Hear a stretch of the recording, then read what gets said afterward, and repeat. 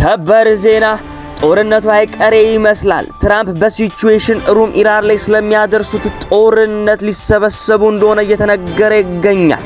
የእስራኤል ጦርም ትጥቁን እያዘጋጀና እየሸከፈ እንደሆነ ተዘግቧል። ጊዜው እየተገባደደ ነው ሲሉ ትራምፕ ኢራንን ጠንቅቀዋታል። አዲሱ የትግራይ ምክር ቤት ደግሞ በአጭር ጊዜ ትግራይን እንቆጣጠራለን፣ ትግራይ ገባለው እያለ እየዛተ ይገኛል። የሱዳን ጦር ደግሞ ድንበር ላይ ያለውን ስትራቴጂካዊ ቦታ ከታጠቁ ኃይሎች አስለቅቋል። ዓለም ላይ በየዕለቱ የማይሰሙ ጉዶች የሉም። መሽቶ ሲነጋ ተውሎ ሲከረም በየሰዓቱና በየጊዜው አዳዲስ አጀንዳዎችና አዳዲስ ወሬዎች አሉ። ዛሬም ዕለተ ማክሰኞ ግንቦት 11 ቀን 2018 ዓመተ ምህረት ዓለም እንዴት እንዳደረች፣ ዓለም እንዴት እንዳረፋፈደችና ደግሞ ዓለም እንዴት እንደዋለች ከዓለም ጉያ እስከ ኢትዮጵያን ብርት ከተሰሙ ወሬ ነግራችኋለሁ። በቅድሚያም ይህ ወሬ ነጋሪ ነው። ከዓለም ላይ እንዲሁም ደግሞ ከሀገር ቤት ውስጥ የተመራረጡ ወሬዎችን ለናንተ ያደርሳል። እናንተም ይህን ወሬ ነጋሪ የተሰኘውን ዩቲዩብ ቻናላችንን ሰብስክራይብ እያደረጋችሁ የወሬያችን አድማጮች እንድትሆኑ ስለጋብዛለሁኝ። በቅድሚያም ከሀገር ቤት ውስጥ ካገኘናቸው ወሬዎች ተቀዳሚ እናደርጋለን። ተቀዳሚ የምናደርገው የሀገር ቤት ውስጥ ወሬያችን የሚሆነው የትግራይ ክልልን ይመለከታል። አዲስ የተመሰረተው የትግራይ ምክር ቤት በአጭር ጊዜ ውስጥ መቀለ እንደሚገባ ያስታወቀ ይገኛል። በትግራይ ክልል ጊዜያዊ አስተዳደር ለመመስረት ያለመውና 5 የፖለቲካ ፓርቲዎችን በተለይ ደግሞ ስምረት፣ ባይቶና፣ አረና ትግራይ፣ ትንሳኤ፣ ሰባ እንደርታና ቃንጪ ሐቂ እንዲሁም በአፋር ክልል የሚንቀሳቀሱትን የሐራ መሬት ታጣቂዎች ወታደራዊ ክንፍ በአንድ ጥላ ስር ያቀፈው የትግራይ ሰላምና ለውጥ ምክር ቤት ከትላንትና በስቲያ ግንቦት 9 ቀን 2018 ዓመተ ምህረት በአዲስ አበባ ከተማ የምስረታ ጉባኤውን በይፋ አካሂዶ እንደነበር ይታወሳል።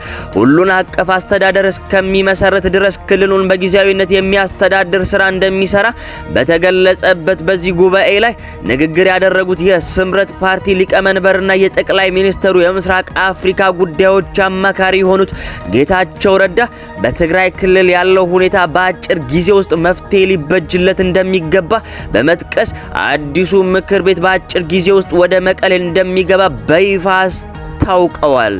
ወደ ጎረቤት ሀገር ሱዳን ሻገር እንበልና የሱዳን ጦር ለኢትዮጵያ ድንበር ቅርብ የሆነችውን ስትራቴጂካዊ ቦታ እንዲሁም ከተማ ከተፈጥሮ ደራሽ ኃይሎች ማስለቀቁን ገልጿል።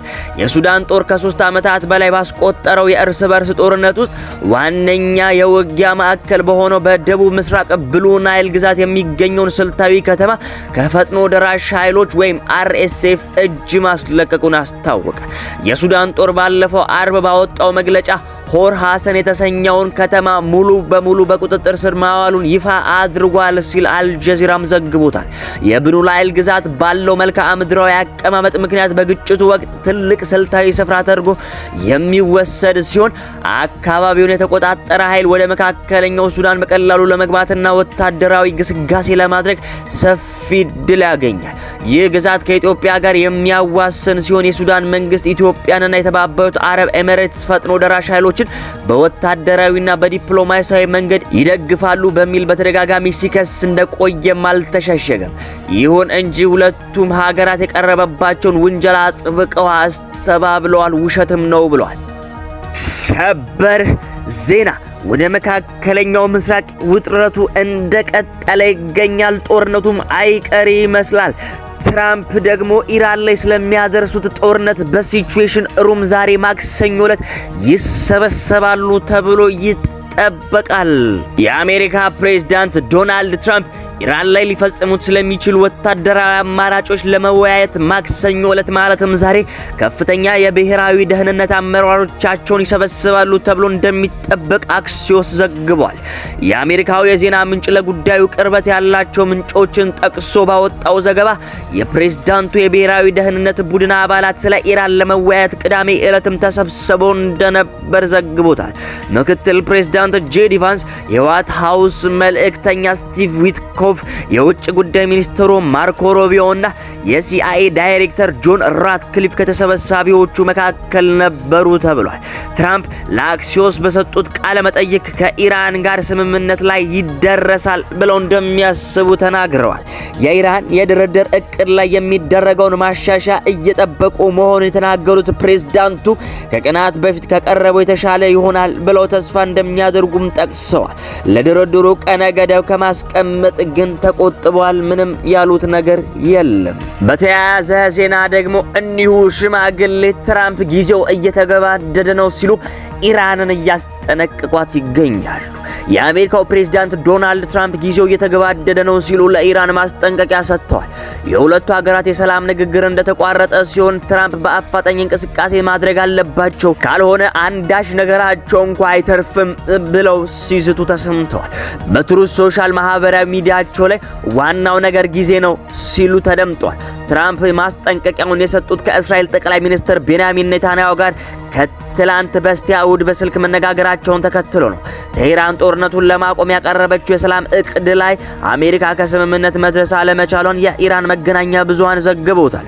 ዋሽንግተን የሰላም እቅዱ ተቀባይነት እንዲኖረው ጥረት ካላደረገች ውጤት እንደማይገኝ የኢራኑ መህር የዜና ወኪል ዘግቧል። ያሳለፍነው ሳምንት ትራምፕ የሁለቱ ሀገራት የተኩስ አቁም በቋፍ ላይ ነው ሲሉ ዘላቂነቱ አጠራጣሪ መሆኑን ገልጸው ነበር። የኢራን የሰላም እቅድ ተቀባይነት የሌለው ነው ብለው ትራምፕ ቢያጣጥሉትም የኢራን የውጭ ጉዳይ ቃል አቀባይ ኢስማኤል ባጊ ምክንያታዊና ለጋስ ነጥቦች እንዳቀረቡ ተናግረውታል። በወዲያ ደግሞ የአሜሪካ አባሪ አገር የሆነችው ሀገረ እስራኤል አሜሪካ ጦርነቱን የምትጀምር ከሆነ ከኢራን ጋር እርሷም እስራኤል እኔም እጄን አስገባለሁ ጦሬን አዘምታለሁ እያለች ይገኛል። የእስራኤል ጦር ከኢራን ጋር ለሚኖረው ሌላ ዙር ጦርነት እየተዘጋጀ መሆኑን ተዘግቧል። እስራኤል በቀጣይ በኢራን ላይ ሊፈጸም በሚችለው ጥቃት ውስጥ ሰራዊቷ ከአሜሪካ ጎን እንዲሳተፍ ለማድረግ እያዘጋጀች መሆኑን የእስራኤል መገናኛ ብዙሃኖች እየዘገቡት እያራገቡት ይገኛሉ። ካን የተባለው ቴሌቪዥን ጣቢያ ስማቸውን ያልጠቀሳቸውን የእስራኤል ደህንነት ባለስልጣንን ዋቢ አድርጎ እንደዘገበው ከሆነ አሜሪካ በኢራን ላይ አዲስ ጥቃት ከጀመረች እስራኤል በዘመቻው ውስጥ በመሳተፍ የኢራንን የኃይል ማመንጫ መሰረተ ልማቶችን ኢላማ አድርጋ ትደበድባቸዋለች ብሏል።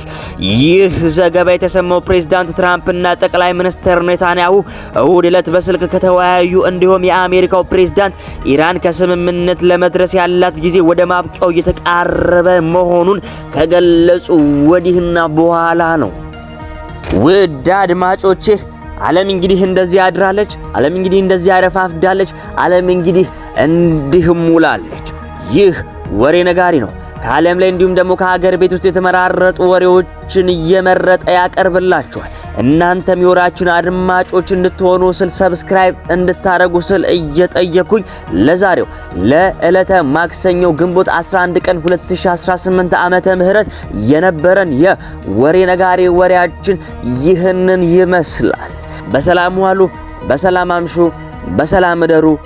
ጤና ይስጥልኝ።